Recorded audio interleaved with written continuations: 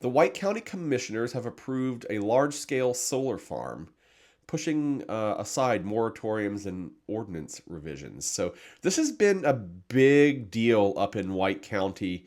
These developers have been wanting and have been putting in large-scale solar farms, and a lot of neighbors have been very concerned about this for a lot of good reasons. Some are concerned about, their property values, and some people are concerned about what they see as future use of the land and current use of the land. But the things that seem to have won the day on the argument are, one, this is private land that is being sold and or rented. The solar farm in White County has been approved over the objections of a lot of residents up there. And the two arguments that seem to have won the day are, one, this is private property that is being sold or long-term leased, so those people are free to do with their property as they want. So we're talking about property owners' rights, and I know that the arguments about property owners' rights versus, neighbors, and this is why HOAs came into existence.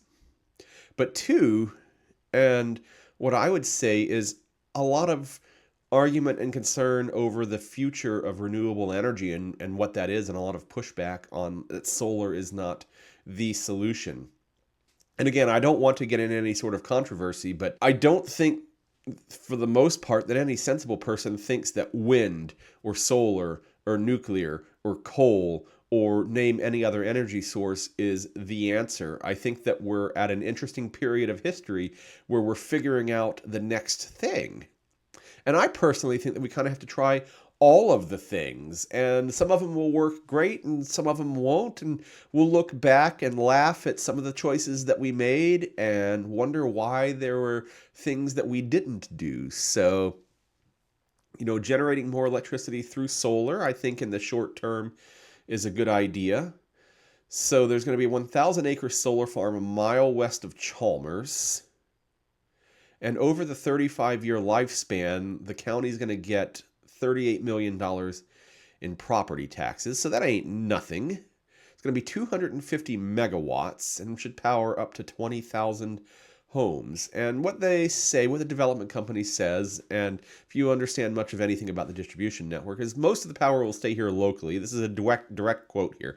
Most of the power will stay here locally, but power flows to wherever it's needed. It'll power everything from Indiana east to the Atlantic coast. So that's the way that electricity in our distribution system is set up. So sometimes that power will stay local, sometimes it'll go all the way over to the Atlantic coast, but the inverse of that is true as well. We get power from many, many places across the grid. So they've done a little bit of work about setbacks and things like that and where they can be in relation to the road. Again, I know it's a bit of a controversial topic, but I think that doing all the things right now is the story of the day. Try everything. Let's see what works. Maybe it'll work, maybe it won't work, but we're trying it. Hit that like and subscribe button. Let YouTube know how much you enjoy tuning into @Lafayette Live every week and how much you enjoy watching your local Lafayette real estate resource of choice talk to you about all things awesome here in Lafayette.